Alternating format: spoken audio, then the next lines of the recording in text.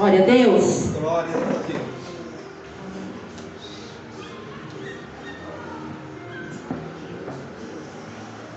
Êxodo capítulo 12. Glória a Deus.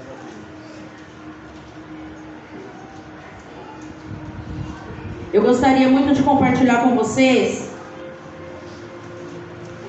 uma breve explicação sobre a Páscoa e algo que o Senhor colocou em meu coração nessa manhã. Nós não temos, a Bíblia não diz uma data correta. Nós não temos uma data correta nem para o nascimento de Cristo e nem para o que chamamos de Páscoa cristã. Isso que nós vamos ler agora não é a Páscoa cristã, é a Páscoa dos judeus. Viu? Essa leitura que nós vamos fazer aqui em Êxodo 12 é a Páscoa dos judeus.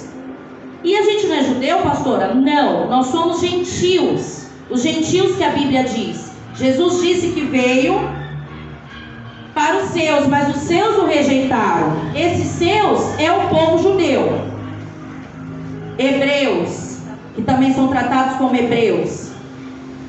E aí, nós temos aqui no Êxodo 12 um fim de uma situação ocorrida lá no Egito. Quando eu falo Egito, nós já vamos ter uma noção de um lugar que geralmente a gente vai associar com escravidão, tribulação, problema, porque o povo de Deus sofreu muito durante o tempo em que esteve aprisionado no Egito. Os egípcios tinham um governador supremo, que era o faraó, considerado por eles como um deus. Os egípcios adoravam a muitos deuses. E o povo hebreu não, só adorava ao Deus Criador de todas as coisas.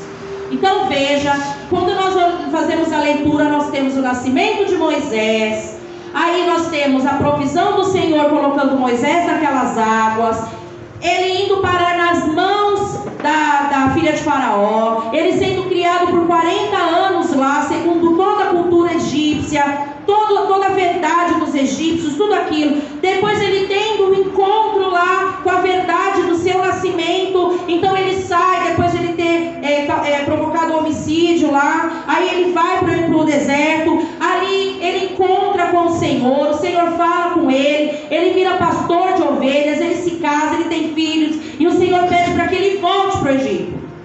Quando ele volta para o Egito, já é outro Moisés, aí ele já tinha o quê? Uns 80 anos. E esse Moisés agora, ele vai com uma ordenança da parte de Deus. Fala para o faraó que é para ele deixar o meu povo ir. Agora veja, um governante considerado um Deus, e agora um bastardo, porque Moisés era um bastardo ali. Ele não era o filho legítimo. Foi criado como sendo, mas ele não era. Ele volta e ainda pede para ele liberar a mão de obra que o faraó tinha. Era muita gente, escravo para trabalhar para ele. Ele subjugava, a ponto de que quando Moisés nasceu, a mãe dele teve que colocar ele lá nas águas do Nilo. Por quê? Porque o faraó, que estava exercendo a função no momento em que Moisés era criança, era bebê, ele viu que o povo hebreu estava crescendo em número, e ele temeu que aquele povo fizesse algum tipo de represália, de revolta, para não ser mais escravo.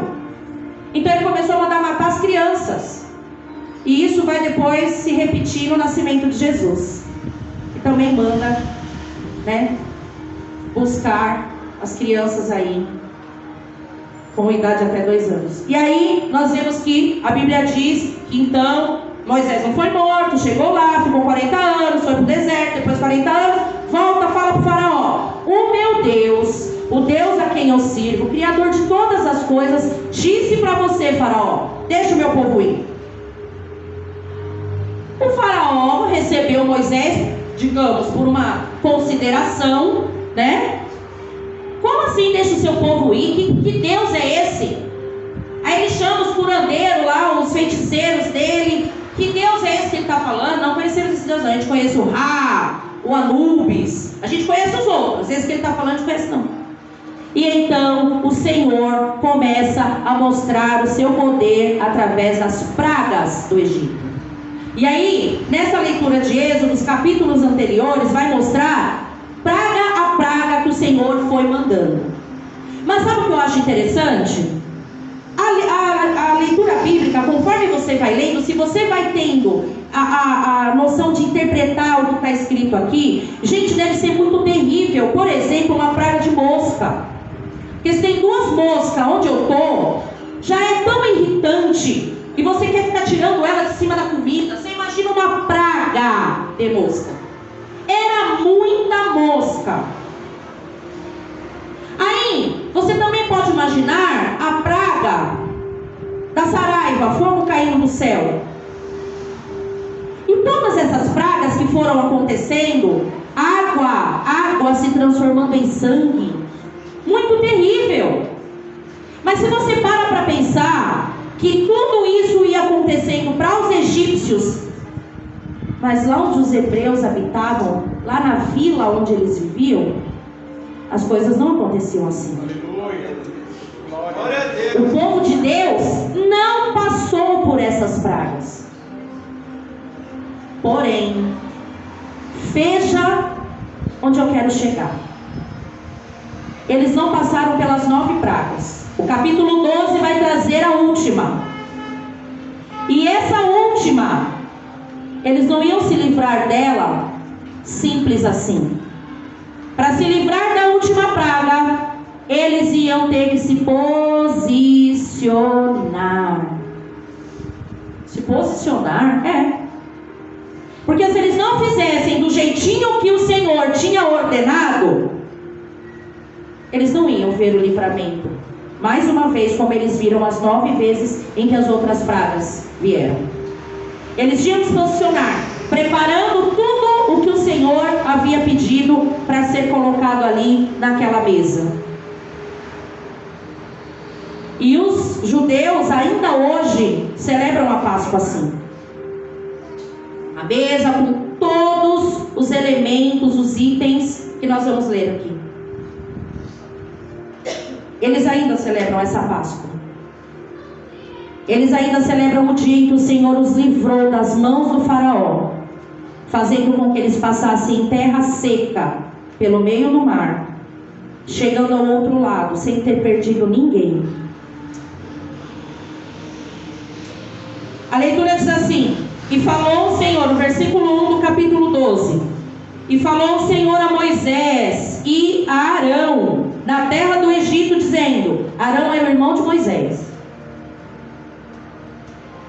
Este mesmo mês vos será o princípio dos meses. Este vos será o primeiro dos meses do ano. Falai a toda a congregação de Israel, dizendo: aos 10 deste mês, tome cada um para si um cordeiro, segundo as casas dos pais, um cordeiro para cada família. Mas se a família for pequena para um cordeiro, então tome um só com seu vizinho, perto de sua casa, conforme o número das almas, cada um conforme ao seu comer. Fareis a conta conforme ao cordeiro. O cordeiro ou cabrito será sem mácula, um macho de 1 ano, o qual tomareis das ovelhas ou das cabras, e guardareis até ao 14º dia deste mês. Então todo o ajuntamento da congregação de Israel o sacrificará à tarde. Eu já quero que você comece a imaginar: cordeiro, sem mácula, separado, e toda a congregação, tá vendo? O sacrificará à tarde. E tomarão do sangue e passarão em ambas as ombreiras e na verga da porta das casas em que o comerem. Preste atenção: o cordeirinho, antes de ser preparado para a refeição, porque eles iam ter que comer esse cordeiro, era uma ceia. Mas antes, o sangue dele, eles cortavam a jugular lar dele e deixavam aquele sangue ser aspergido. Eles iriam recolher aquele sangue. E aí o Senhor pediu para que eles pegassem o sangue desse cordeirinho e passassem nos umbrais das portas, ou ombreiras das portas. Preste atenção, por que eu estou falando que eles tinham que se posicionar? Você viu que isso aqui deu trabalho para eles? Não foi uma coisa simples? E nenhuma das outras pragas o Senhor pediu para fazer nada. Mas nessa ele foi criterioso, detalhista. Faça assim, assim, assim.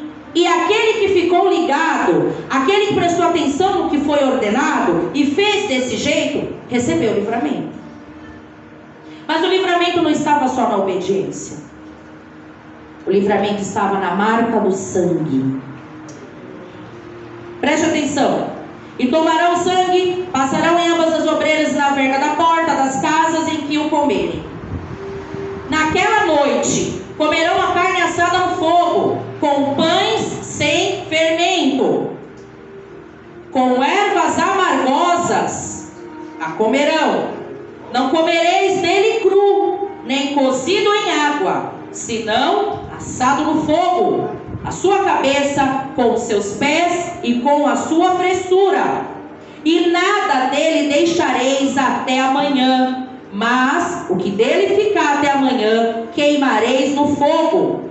Assim, pois, o comereis, os vossos lombos cingidos, os vossos sapatos nos pés, o vosso cajado na mão, e comereis apressadamente. Esta é a Páscoa do Senhor. A primeira vez em que o Senhor instituiu a Páscoa foi nessa ocasião aqui. Você precisa saber essa história. As pessoas, às vezes, elas professam outras religiões e elas sabem na ponta da língua falar a respeito dos dogmas, dos paradigmas, daquilo que envolve essa religião. E nós que somos cristãos em Jesus, muitas vezes não dominamos o que está escrito na palavra. Olha aí. Por que é Páscoa? A primeira Páscoa foi lá no Egito, quando o Senhor deu toda aquela ordem, todos aqueles detalhes, porque Ele queria dar livramento para o povo dele, que a última praga seria de morte. E o Senhor não queria que nenhum dos filhos dele se perdesse. E essa morte, ela iria procurar todo primogênito do Egito. Todo primeiro filho nascido de um casal no Egito. Não disse dos egípcios, do Egito. Por isso tinha que ter a marca do sangue. Quem é ser humano aqui? Quem não levantou é porque não é? Ser humano, não é? Lá fora está cheio de ser humano, no mundo está cheio de ser humano. Mas infelizmente nem todo ser humano quer ter a marca de Cristo. Hoje, tudo indica que você deseja a marca de Cristo. Você deseja a marca do sangue na sua vida. Tudo indica. Porque você está aqui. A marca do sangue de Jesus faz toda a diferença na nossa vida. Toda a diferença. E eles então aspergiram o sangue. Passaram o sangue nos umbrais da porta. E sentaram para comer conforme o Senhor tinha ordenado. Vocês viram que tinha todo um processo em relação a como eles tinham inclusive que estar vestidos na hora dessa refeição. E aí diz assim, o 12: e eu passarei. Aqui está com letra minúscula. Na minha Bíblia o eu está com letra maiúscula. Na língua portuguesa, tudo que se escreve com letra maiúscula e não é início de frase, é substantivo próprio. Eu com letra maiúscula está se referindo ao próprio Deus. Eu passarei pela terra do Egito esta noite e ferirei todo o primogênito da terra do Egito. Viu? Não está dizendo vou ferir os filhos dos egípcios desobedientes. Não. Porque no meio do povo hebreu também tinha desobediente, também tinha maledicente, também tinha mentiroso, também tinha toda espécie de pessoa. Porque não é porque eles eram o povo de Deus ali e estavam recebendo o livramento daquelas pragas todas, até a 9ª, que eles eram perfeitos. É justamente por isso que na última, alguém precisou morrer e derramar o sangue para que houvesse perdão de pecados. Isso não te lembra alguém?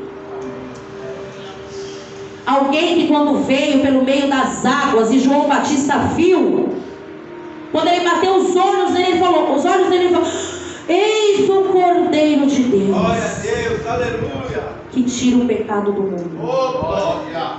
Aleluia. Agora você entende porque Jesus é chamado de Cordeiro?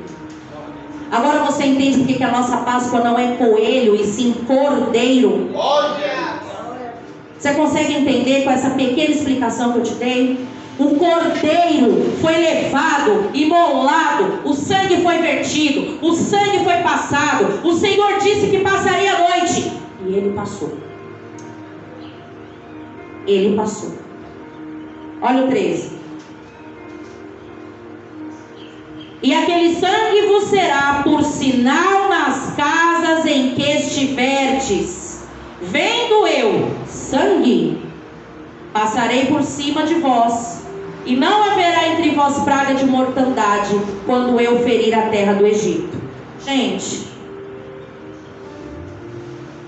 é muito misterioso isso daqui, gente.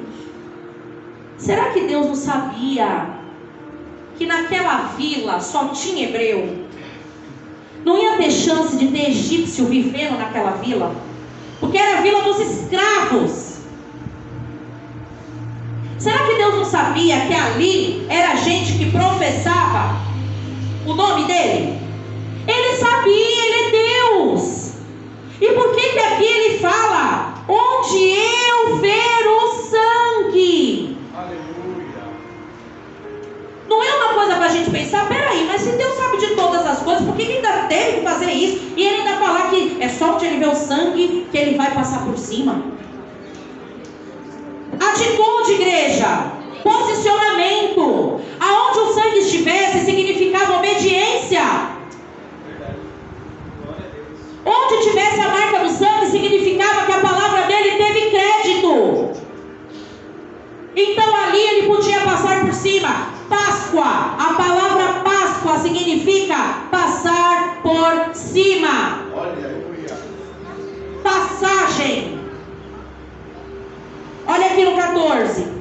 E este dia vos será por memória, e celebrá-lo-eis para a festa ao Senhor. Nas vossas gerações o celebrareis por estatuto perpétuo. Por isso que eles celebram até hoje. Mas só que eles não celebram, os judeus, numa forma de: a gente está celebrando, o Senhor nos pediu para celebrar sempre, mas a nossa Páscoa hoje é Jesus. Não, eles não entendem que hoje a nossa Páscoa é Jesus. Ele foi o último cordeiro. Não. Então por isso eles ainda celebram com esse sentido aqui. Aí no 14, no 15: 7 dias comereis pães sem fermento, que vem a ser aquele pão do Beirute. Como é o nome daquele pão?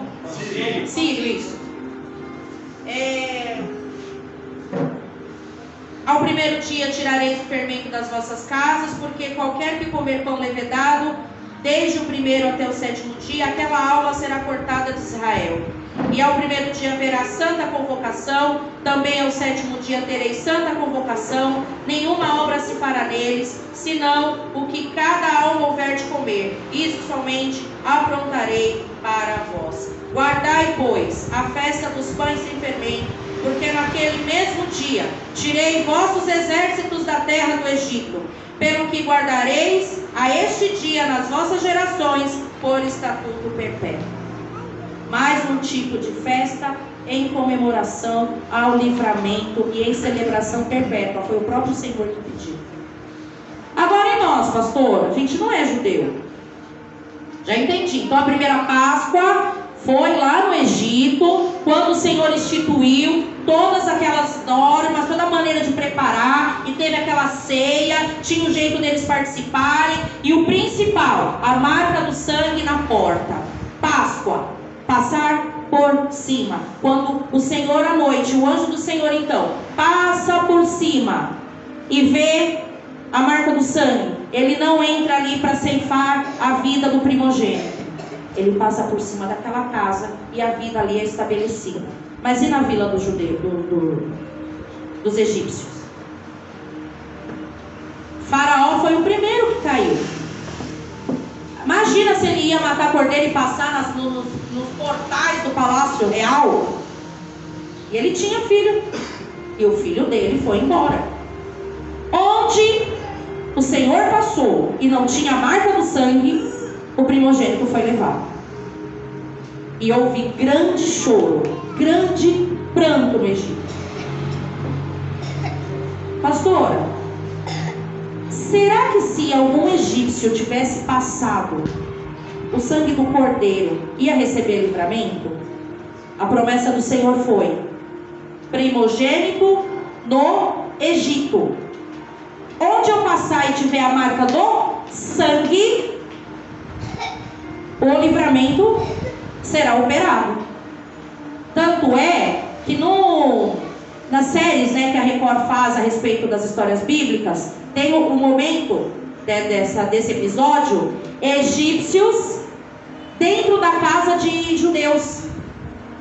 Nós temos cena de egípcios ali se protegendo e os filhos não foram levados, porque eles estavam na casa onde tinha a marca do sangue.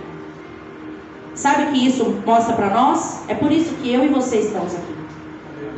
Glória a Deus. Lembra que nós somos gentios? Eu vim para os meus, mas os meus me rejeitaram, não me quiseram. Mas nós quisemos.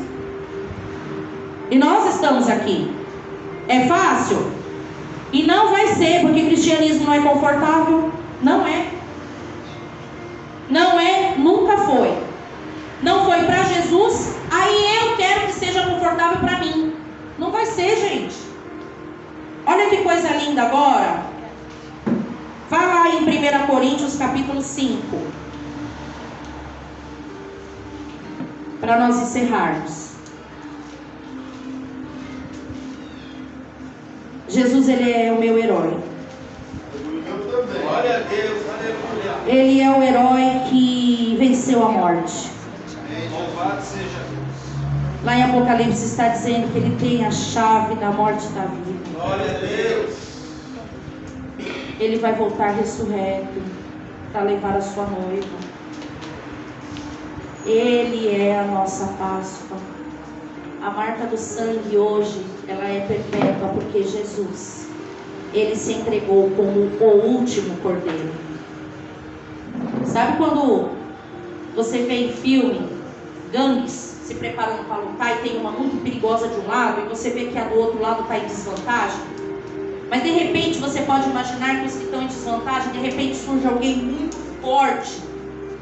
Sai, deixa que eu vou lá e luto por vocês.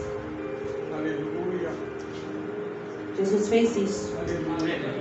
Ele passou assim, ó, e falou assim: essa gangue dos seus pecados, essa gangue das suas fraquezas, eu luto por você. Amém. Obrigado. Mas aí às vezes o que a gente faz? Jesus faz assim e a gente faz assim. Não, esse aí deixa que eu luto. Aí Jesus fala: deixa que eu luto, filho. Não, esse aqui deixa. Ah, não, esse aqui não luta com ele agora, não. Eu gosto um pouquinho dele, não luta com esse pecado aqui, não. A gente faz isso. E Jesus fica na dele, né? A gente não dá ousadia. A gente prefere dar ousadia para a nossa carne. Mas hoje Jesus, ele quer mudar isso em nós, queridos. Hoje Jesus quer mudar isso em nós. Nós vamos participar da ceia do Senhor. Não deixe de participar. Não deixe de participar. Você já teve um momento aqui de se arrepender, de colocar diante do Senhor suas fraquezas, seus vícios, seus problemas. Agora se posiciona. Se posiciona. A não ser que você já tenha premeditado sair daqui, lá fora, para beber, para fumar, para enganar, para fazer o que você quiser. Aí não. Mas se você sabe que posicionamento está aí dentro de você, tome a ceia. Se fortalece no Senhor. Aleluia. Em nome de Jesus. Diz assim, o versículo 7 do capítulo 5. Alimpai-vos, pois, do fermento velho, para que sejais uma nova massa, assim como estáis sem fermento. Porque Cristo, nossa Páscoa,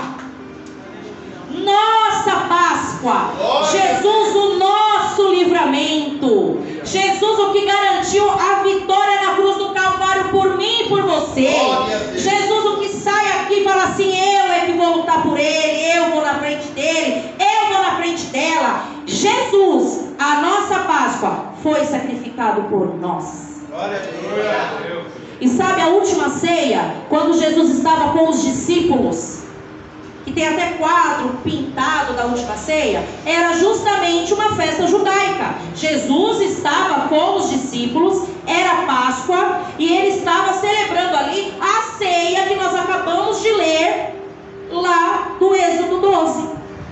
Jesus estava lá repartindo o pão, tinha carne de cordeiro, o mel, as ervas amargas, tinha tudo. Era uma comemoração judaica, eles estavam fazendo aquilo que era para ser feito. Mas Jesus, como sempre, lindo, quebrando paradigmas, eles não podiam esperar. O que Jesus fez? Desatou o tanto de túnica que ele tinha ali, pôs uma toalha aqui. Vem cá, filho, deixa eu lavar seu pé. Eita Deus. Deixa eu mostrar para você que muito maior é o que serve. Deixa eu mostrar para você que o meu amor já vai te constranger daqui, ó. Não lava não, você não vai ter parte comigo se eu não lavar. A mesma coisa que Jesus fala: se você não toma da ceia, você não tem parte com ele. Então lava meu corpo todo. Eu quero ser lavado todinho aqui, ó. Jesus. Eu preciso, Jesus, eu preciso. Fica de pé, igreja, pastor.